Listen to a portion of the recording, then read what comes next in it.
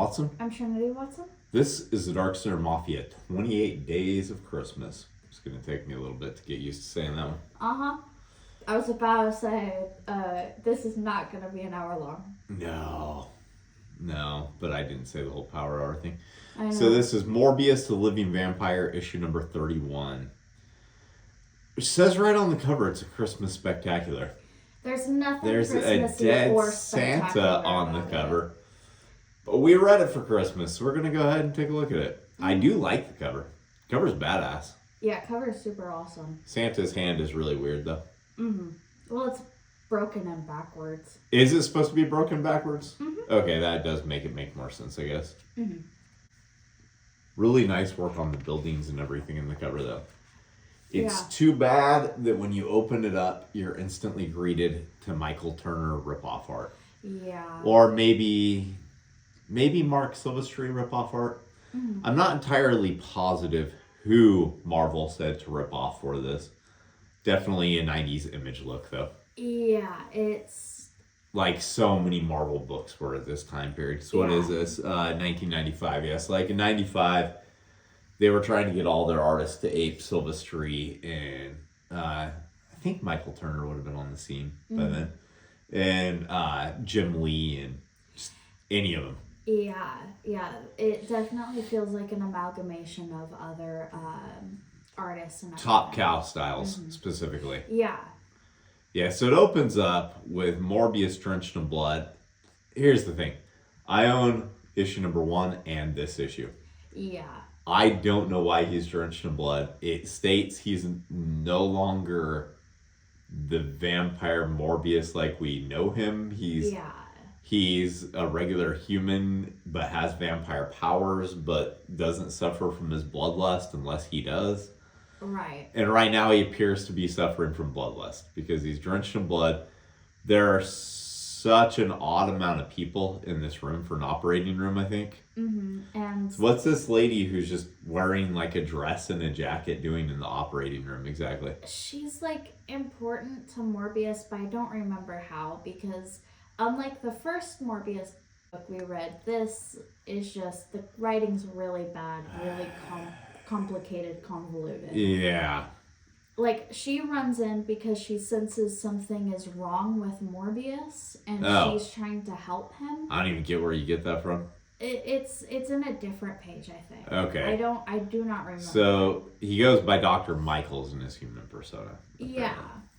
So this was written by Lisa Truciani. Mm-hmm. Never heard that name before. Don't know if she had any longevity in comics. Yeah. I don't think so.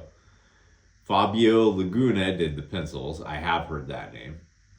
Mike Witherby is the inker. Janice Chang is the letterer. John Callies is the colorist. And Bobby Chase edited it, and I don't feel like he did his job properly. No. So then we get a guy who's apparently like Morbius's best friend who's created a serum. Yeah, that's the guy from the first issue, if I remember right. The one who tried to kill him? No. The other one. The other one. Okay, okay. Well, he's created a serum. It's what has made Morbius in this state. And now he needs to cover him. And we know that because there's like 40 more word balloons than what there needs to be to fucking tell you that. Yeah. And then we meet Lena, who's apparently Morbius's girlfriend. She's getting ready for their date. She's wearing an odd outfit to go on a date. This comic suffers from the same body posing that X-Men Alpha does, where the women have to show both their tits and their butt at the same time. It's the image effect. Yeah. That is directly the image effect. So she's got an amulet that she's going to wear to protect her, that she brought from her homeland of Celsia. I think is how you're supposed to say that. Pretty positive that's not a real country. Yeah. Didn't know there were any made-up Marvel lands besides Wakanda and Genosha. Mm-hmm. Oh, Madripoor. There's Madripoor too. Oh, okay. But apparently we have a new one going on here, Celsia. I don't think it ever caught on. I don't think this will ever make it into the Marvel movies or anything. I could be wrong though. Yeah. Whatever the case, all of her dialogue indicates that it's this backwater place. Mm-hmm. That's basically what you're supposed to be taking away from it.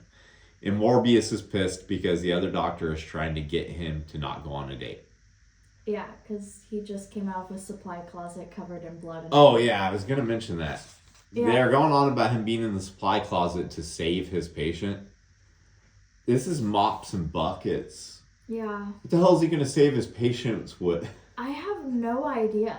Like, They're treating it as though he's getting into a medicine cabinet, which is what I feel like the writer actually wrote it to be if this was done in full script, which it may not have been. And the artist was like, oh, a supply closet where you keep brooms and shit. Yeah, it doesn't make any sense. And, No. like, he drained his patient of blood and then ran to the supply closet. But we don't know if he drained his patient of blood. Yeah. Maybe that'd make more sense if we read the last issue. Which it doesn't show you, but it does tell you that the patient was dressed in a Santa costume, which is the only indicator that this takes is a place holiday during spectacular. Christmas. Yeah. Yeah. So this silhouette looks pretty good. Yeah. But I hate this one. It's bad. Yeah, the actual figure work is fine, but the coloring that goes on behind it is just no good. Yeah. I think it's Joe Jusko that did the Punisher ad. I've never enjoyed the look of these faces. Yeah. I don't like... If it is Joe Jusko, I don't know that I've ever seen a single face that he's painted that I actually liked. His body work and everything else is good. But yeah, the face, like, why is his jaw open like an anaconda? I don't know, because you should not be able to see all of his bottom row of teeth like that. If his top row is like that, it's so gross and creepy. It had enough of a following artistically that I guarantee there was more money put into the cover of a Punisher video game for Genesis than there was any of the comics that were going on. What the hell? What the hell, what? Like, why? Well, because video games have a much higher return. That's fair. Even back then, you could sell them for like $59.99 when they were new. That's true. So then we're greeted to even more useless dialogue. This whole comic is full of useless dialogue between Morbius and the guy who has apparently saved him. What's his name? Dr. Jacobs? Yes. Useless dialogue of cops showing up to take statements. Yeah. That doesn't go anywhere. Just cut it out. A good editor would have known to just bounce this cop scene. And this whole panel with his foot stepping down, they're so awkward and so unnecessarily weird. Mm-hmm. It looks like he's going to step on all of them. Do like the moon, though. Yeah. The moon looks good. Yeah. It is interesting to me that they actually use the name of a real hospital. Oh, that is very interesting. St. Jude's a children's hospital, right? Yeah. Yeah, weird. Yeah, so then this woman goes to the Celsian embassy because she knows that a woman's life is in danger there. Yeah. How does she know that? Well, apparently she was walking past and she saw these silhouettes grab this other silhouette, but they merge into one silhouette. Mm-hmm. Yeah, basically. Super awkward pose. I like this ad better, by the way. Yeah. Yeah. Yeah, super awkward posing. Really crowded panels, like even for a pulled out panel. All of the panels in this are super crowded. So then we get the ambassador. We don't know he's the ambassador for at least a few pages. Yeah. But he's telling his sister she's going to be executed because she slept with a American. Yeah, she slept with and is engaged to a American. Yeah. So yeah. This is the most Top Cow looking thing. Yeah. There is. Yeah. Yeah. I bet you if you looked through issues of whatever came out through Top Cow at that time, you would find this exact panel in one of the issues. Yeah. There's just no way that's not a Silvestri line right there. That has to be. Like, jawline like that. Like, that's totally a mark of him. Mm-hmm. And then the sort of cross shading. I don't remember exactly when Darkness came out, but this Morbius right here in this panel is like a dead ringer for Jackie. Mm-hmm. I just don't know if he'd already appeared or not, so that might be a coincidence, but... Right.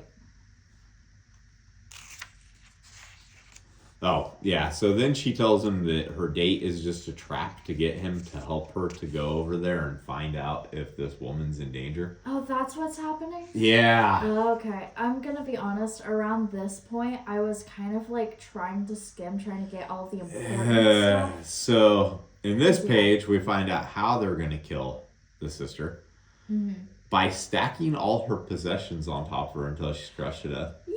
I kind of like that. Yeah. It kind of harkens back to King James was killing Catholics. Yeah, by having like the giant slab on them that was equal pressure until he started stacking other things on Yeah, them, the one thing with them. all their possessions is that it's not going to be equal pressure. Yeah. So at some point, they're either going to be dead right away or they're just going to be buried under a mountain of junk and be suffocated from it.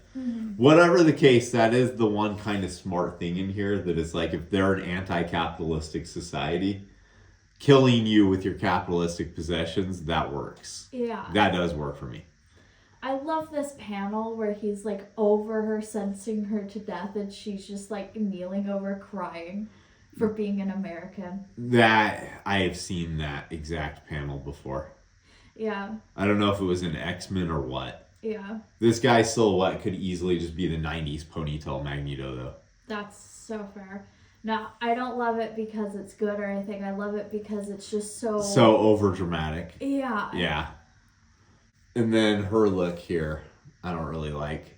No, I get what they're going for, but they gave her more of a vampire look than like somebody who's like. Yeah. Yeah. You know the Excalibur Inferno run? She could easily look like Kitty or Rachel from that. Or Megan. When she's actually taking on the demon personas. Yeah.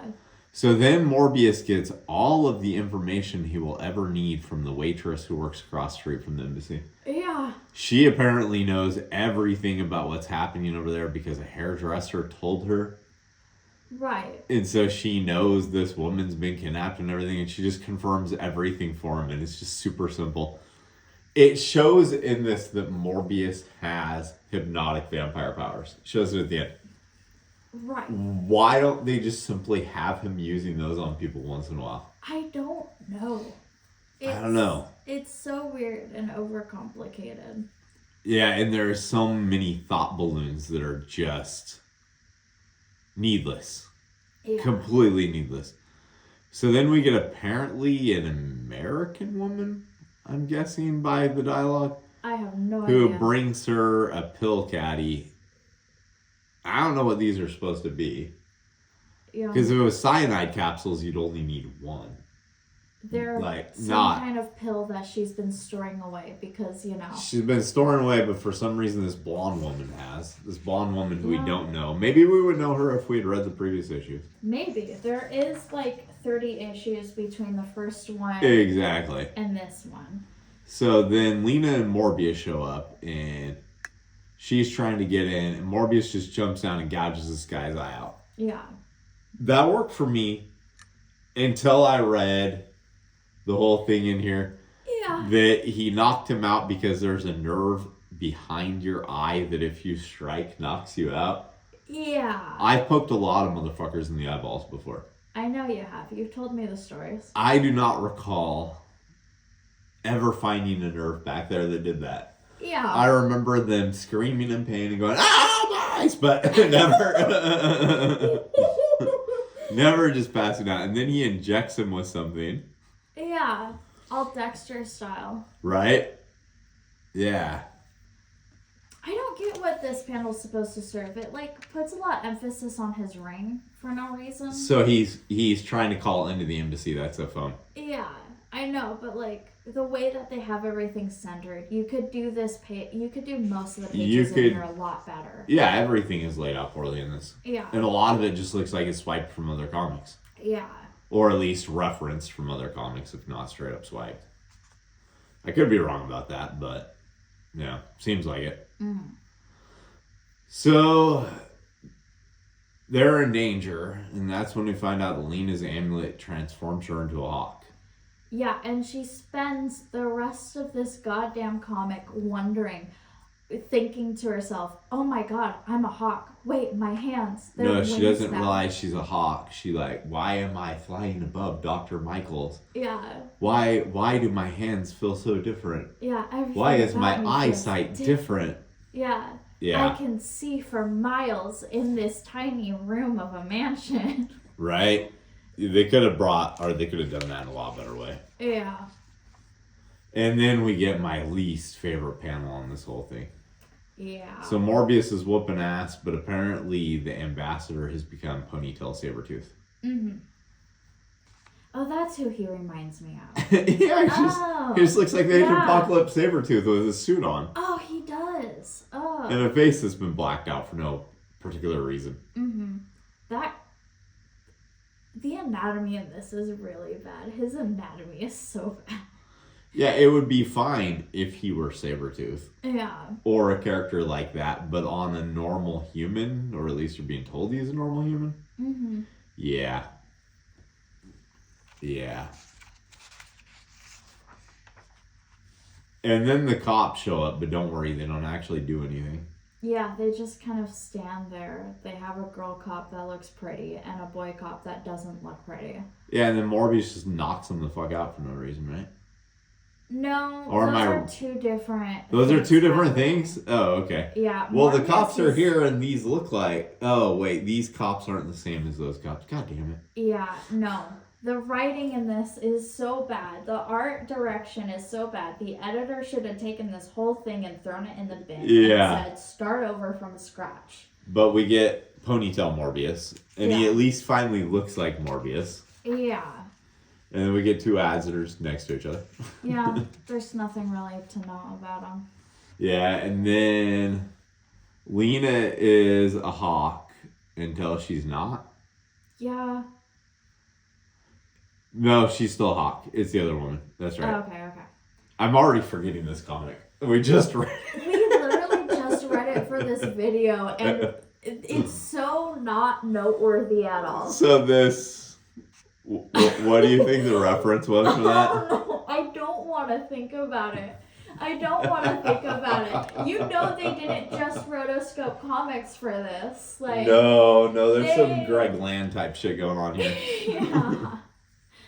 Like what the hell? Oh my god, I didn't realize that this was her butt poking up on the bottom. Oh my god. Yeah, see what they're missing is there's somebody behind her. Mm-hmm. It just didn't get drawn in. Mm-hmm. Yeah. So she's dying. And this is apparently the way people look in a Morbius comic when they're dying. Yeah. Yeah, and then we get that boring ass Captain Universe X-Men ad again. Mm-hmm. And then Morbius flies out with her, and the bird Lena scratches the ambassador. She scratches him in the back Are the of cops the head. shooting, or they have flashlights? Which is it supposed to indicate? I have no idea, but she scratches the ambassador in the back of the head, and he screams, "My eyes, give me back my eyes." Yeah, I know. I couldn't figure that out either. Yeah, I have no idea what the cops are doing, to answer your question. Security guards, I guess. Yeah. It's really nice that this embassy has like broken pipes and shit outside of it. Yeah. Yeah. And then Lena shows up just as a woman for some reason. Right. And she asks if Morbius can fly the woman to the hospital. And he's like, no, we can't do that. And you need to forget all about Morbius. So, proving that he has hypnotic powers. Yeah. And it's like, why did you erase her memories? Now her outfit is actually a dress, which does make it look better for a date. Yeah. But like, it's changed. It's not the same outfit that she had earlier when they were at the diner and stuff. And yeah, the moon still looks pretty good. Still like the moon. Yeah. But the woman is dead. Yeah. Yeah, she's dead. She died. So whatever the pills were, he's a doctor. He's a vampire. He can undo some pills. So that sucks. She's dead.